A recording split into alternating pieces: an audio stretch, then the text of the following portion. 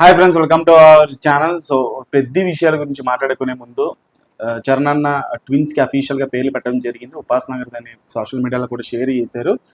అన్వీరాదేవి Konidela and Shivaram Konidela.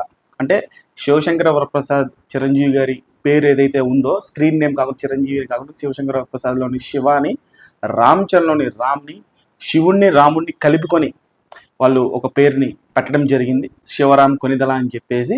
So అలాగే అన్వీరాదేవి అంటే powerful అమ్మవారి పేరు కూడా పెట్టడం జరిగింది. సో అది సోషల్ మీడియాలో బాగా వైరల్ అయిందనమాట. సో ఇక పెద్ద విశేషానికి వచ్చేస్తే, పెద్ద సినిమాకి ఏ కైండ్ ఆఫ్ హైప్ ఉందో, ఏ కైండ్ ఆఫ్ దాని గురించి యాంటిసిపేషన్ ఉందో ఆడియన్స్లో ప్రత్యేకంగా చెప్పుకోవాల్సినటువంటి అవసరం లేదు. ఎందుకంటే ఈ సెకండ్ హాఫ్లో, మనకి ఈ ఇయర్ సెకండ్ హాఫ్లో రిలీజ్ అయ్యేటువంటి ఇండియన్ సినిమాల్లో పెద్ద one of the biggest hype ఉన్నటువంటి మూవీ. సో దానికి తగ్గట్టుగానే బిజినెస్ కూడా చాలా భారీగా జరుగుతుందట.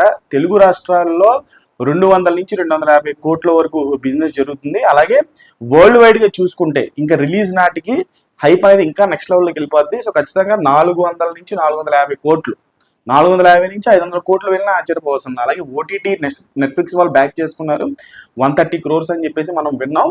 సో అది రిలీజ్ నాటికి ఇంకా పెరుగుద్ది. రిలీజ్ రిజల్ట్ తర్వాత హై ప్రైస్తో కోట్ చేస్తారు నెట్ఫ్లిక్స్ వాళ్ళు. సో ఆ రేంజ్ హైప్ ప్రజెంట్ సోషల్ మీడియాలో ఏదైనా సినిమాకి ఉంది అని అంటే ఆఫ్టర్ దురంధర్ 2 పెద్ద సినిమానే. ఇండియా వైడ్గా కానీ వరల్డ్ వైడ్గా తెలుగు ప్రేక్షకులు ఇండియా ఎక్కడున్నా సరే రెండు సినిమాల కోసం ఎదురు చూస్తున్నారు. ఒకటి దురంధర్ 2, ఇంకొకటి పెద్ది. సో ఆ రేంజ్ హైప్, జస్ట్ ఒక డిజాస్టర్ గేమ్ చేంజర్ తర్వాత కూడా రామ్ చరణ్ తాలూకు స్టామినా ఏంటి, ఆయన బాక్స్ ఆఫీస్ స్టామినా ఏంటి అని చెప్పేసి మరొకసారి ప్రూవ్ చేసేటువంటి విధంగా బిజినెస్ అనేది నెక్స్ట్ లెవెల్లో జరుగుతుంది ఒక డిజాస్టర్ తర్వాత కూడా. So that is Ram Charan తాలూకు మాస్.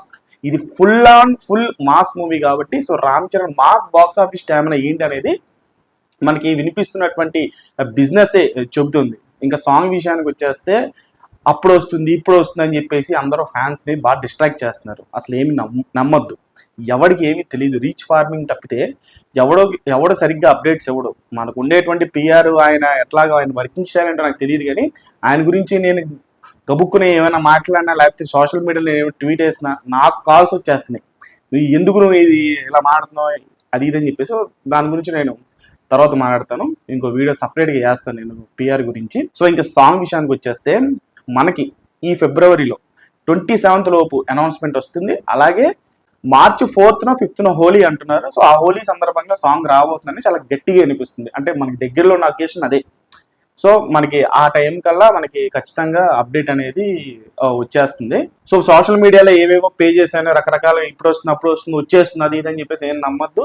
హోలీ కల్లా, హోలీ లోపు, ఈ మంత్ ఎండ్ కల్లా మనకి ఆ సాంగ్ తాలూకు పోస్టరు, ఆ ప్రోమో అనేది కూడా వచ్చేస్తుంది. మనకి ఒరిజినల్ సాంగ్, ఫుల్ సాంగ్ అనేది second single March 5th Holi అంటున్నారు. సో హోలీ లోపు ఖచ్చితంగా మనకి సాంగ్ అయితే వచ్చేస్తుంది.